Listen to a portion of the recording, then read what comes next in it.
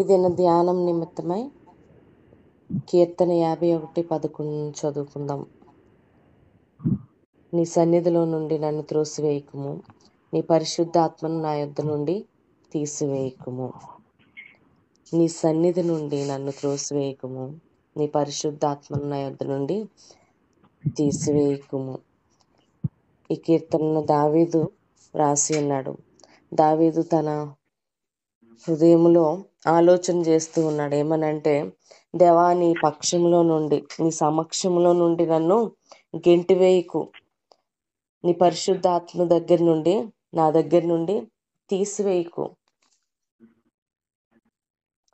దావీదుకు కలిగిన భ్రష్ట స్వభావము లేక బలహీనతలు, పాపముల గురించి దావీదుకు సందేహం లేకుండా తెలిసింది. ఏమనంటే, నేను ఇలాంటి మనసు కలిగి ఉన్నాను కదా, లోక సంబంధమైన మనసు కలిగి ఉన్నాను కదా, నాలో బలహీనతలు ఉన్నాయి కదా, లోక సంబంధమైన బలహీనతలు నన్ను వెంటాడుతున్నాయి, పాపం నన్ను వెంటాడుతుంది. వీటిలో నేను జీవిస్తూ ఉండగా నా నుంచి దేవుని ఆత్మ దూరమైపోద్దేమో, దేవుడు నన్ను పూర్తిగా తిరస్కరిస్తాడేమో అనే భయం. అయితే దేవుడు తిరస్కరించలేదని ఆయన మనసులో నమ్మకం ఉంది, ఆలోచన ఉంది. దేవుడు ఇంకా నన్ను తిరస్కరించలేదు, దేవుడు పూర్తిగా నన్ను త్రోసివేయలేదు, పూర్తిగా ఆయన ఆత్మ నా దగ్గర నుంచి తీసివేయలేదనే నమ్మకం ఉంది. కానీ ఆయన ఆత్మ నా నుంచి దూరం అయిపోద్దేమో, అలా చేస్తాడేమో, దేవుని ఆత్మ నా నుంచి దూరం చేస్తాడేమో, ఆయన సమక్షం నుండి నన్ను నెట్టివేస్తాడేమోనని దావీదు భయపడుతూ ఉన్నాడు. పాత నిబంధన కాలంలో దేవుని ఆత్మ ఇటువంటి పాపపు క్రియలు చేసిన వారి నుంచి దేవుని ఆత్మ వెళ్ళిపోతూ ఉండేది. సౌలు నుండి దేవుని ఆత్మ దూరమైనప్పుడు మరి సౌలు రాజు దురాత్మ చేత పీడింపబడుతూ ఉండేవాడు. దేవుని ఆత్మ అతన్ని విడిచిపోయింది.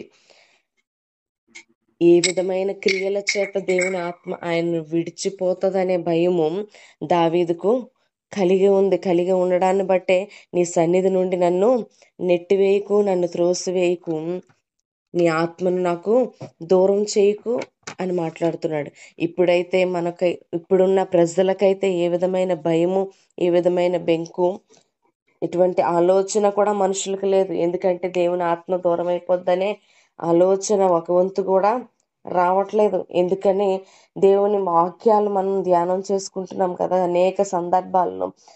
యోహాను సువార్త 14:16 ఉంది, నేను తండ్రిని వేడుకొందును, మీ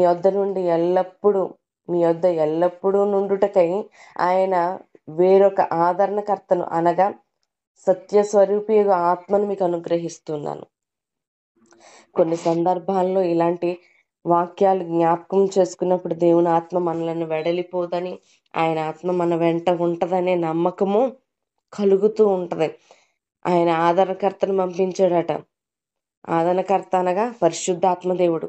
పరిశుద్ధాత్మ దేవుణ్ణి మనకు ఆదరణ కొరకే పంపించి ఉన్నాడు.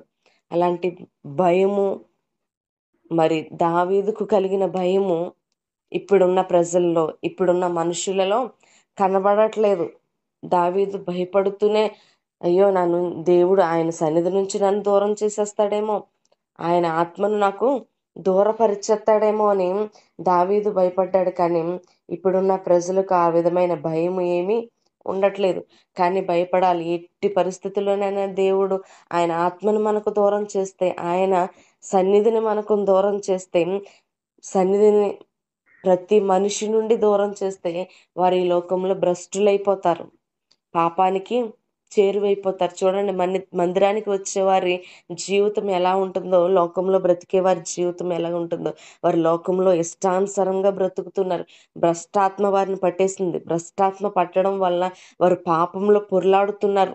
ఏ భయము లేకుండా తిరుగులాడుతున్నారు. ఏ విధమైన జంకు లేకుండా తిరుగులాడుతున్నారు.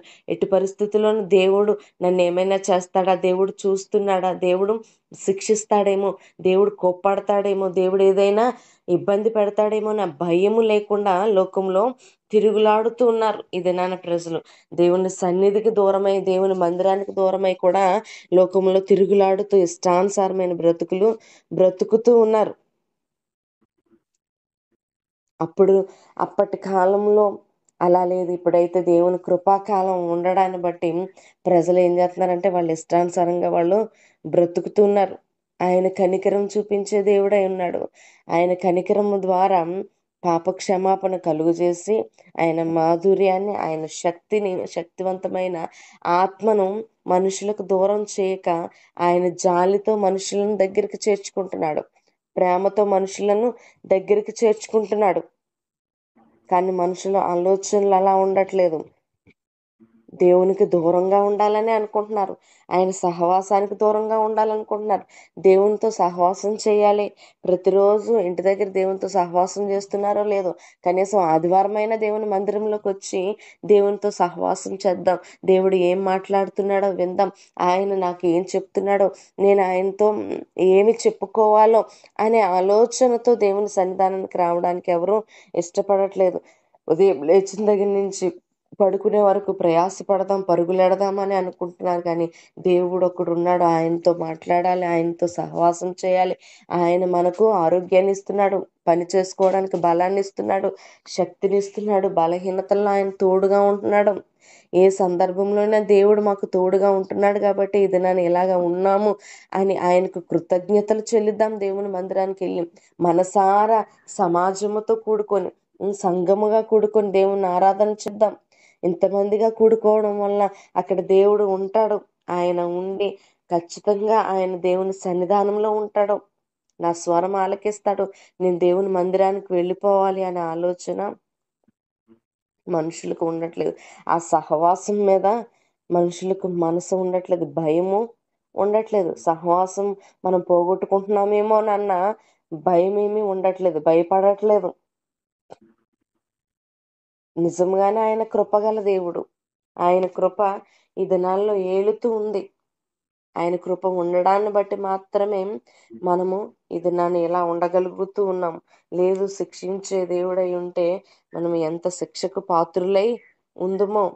నీ జీవితం ఎంతగా శిక్షకు పాత్రులుగా మార్చబడదురో. కానీ ఆయన ఏం చేశాడు తెలుసా? రోమపత్రిక 5:9 నుంచి చదువుకుంటే, కాబట్టి ఆయన రక్తము వలన ఇప్పుడు నీతిమంతులుగా తీర్చబడి మరింత నిశ్చయంగా ఆయన ద్వారా ఉగ్రత నుండి రక్షింపబడుతున్నాం. ఆయన నీతిమంతులుగా తీర్పు తీర్చేశాడు. ఏ విధమైన ఉగ్రత నీ మీదకి రాకుండా ఆయన తప్పిస్తూ ఉన్నాడు. ఆయన తప్పించకుండా ఒకవేళ విడిచిపెట్టి ఉంటే ఏమవునో పరిస్థితులు. కానీ ఆయన ఉగ్రత నుంచి తప్పించి క్షమాపణ ఇచ్చి ఏం చేస్తున్నాడో, క్షమాపణ ఇచ్చి ఈ వారం రాకపోతే మరొక వారమైనా రా అని ప్రేమిస్తున్నాడు. మరొక వారమైనా నువ్వు దేవుని దగ్గరికి వస్తే ఆయన నిన్ను హక్కున చేర్చుకుంటూ ఉన్నాడు. ఆయన అంత జాలి కలిగిన దేవుడు. అయితే నీ హృదయంలో ఆలోచన ఉండాలి, లేదు నేను ప్రతి దినము కూడా దేవునితో సహవాసం చేయాలి, ప్రతి ఆదివారం కూడా దేవుని సన్నిధానంలో నేను గడపాలి, ఆయన సన్నిధానంలో ఉన్న ఒక గొప్ప అనుభవాన్ని నేను పొందుకోవాలనే మనసుతో దేవుని మందిరానికి వెళ్ళాలి. దేవుని మందిరంలో ఆ సహవాసములో ఆ ఒక గొప్ప అనుభూతిని పొందుకోవటానికి దేవుని సన్నిధానంలో గడపడానికి ఇష్టపడాలి, భయపడాలి, జాగ్రత్త పడాలి, పరుగులెత్తాలి, ప్రయాసపడాలి. దేవుని సన్నిధానం కొరకు లేచింది మొదలు ఎంతగానో ప్రయాసపడి పరుగులెత్తి దేవుని సన్నిధానానికి వెళ్తూ ఉండాలి. ఎంతో మంది ప్రజలు ఆ యొక్క తీపిదనాన్ని లేక ఆ యొక్క అనుభవాన్ని వారు గ్రహించిన వారై ఉండి దేవుని సన్నిధానంలో ఉన్న ఒక గొప్ప అనుభూతిని వారు పొందుకోవాలనే పరుగులు ఎడుతూ ఉన్నారు. ఆదివారం మందిరానికి వెళ్ళకపోతే కలవరపడే హృదయాలు ఎంతో ఉన్నవి. కలవరం కలిగి, అయ్యో నేను ఈ దినాన్ని దేవుని మందిరానికి వెళ్ళలేదే అని కలవరం పడి తొందరపడి పరుగులెడుతున్న హృదయాలు ఎన్నో ఉన్నాయి. వారు దేవుని అనుభవాన్ని, పరిశుద్ధాత్మ శక్తిని వారి నుంచి దూరం చేసుకోక ఎంతో సంతోషంతో దేవుని సన్నిధానంలో గడుపుతూ దేవుడు మాట్లాడే మాటలను ఈ దినాన ఆయన ఏ రీతినైతే మాట్లాడుతున్నాడో ఆ మాటలను అనుభవించి ఆనందాన్ని పొందుకుంటూ వారం అంతా కూడా ఎంతో సంతోషంతో గడిపే ప్రజలు ఉన్నారు.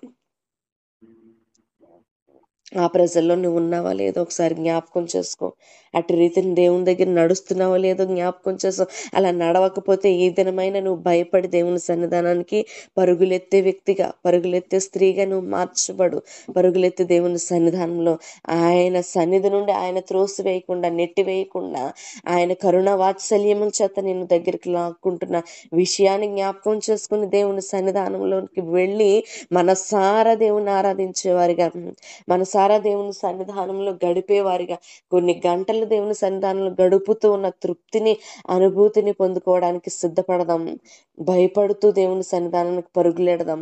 ఆయన సహవాసంలో పాలు పొందే వారిగా మనం మార్చిపెడదాం. ఎందరైతే దేవుని మందిరానికి వెళ్ళకూడదు, పనిబాట్లతో ఉండాలని ఆలోచన చేస్తున్నారు, మీ ఆలోచనలన్నిటినీ పక్కన పెట్టి దేవుని సన్నిధానంలో ఈ దినము ఆయన విశ్రాంతి దినము, ఆ విశ్రాంతి దినమును మా కొరకే సిద్ధపరిచాడు. ఈ దినము దేవుని సన్నిధానంలో నేను ఆ సమయాన్ని గడుపుతాననే మనసుతో దేవుని సన్నిధానానికి వెళ్ళే వారిగా ఉందాం. దేవుడి కొద్ది మాటలు దీవించును గాక. ఆమేన్.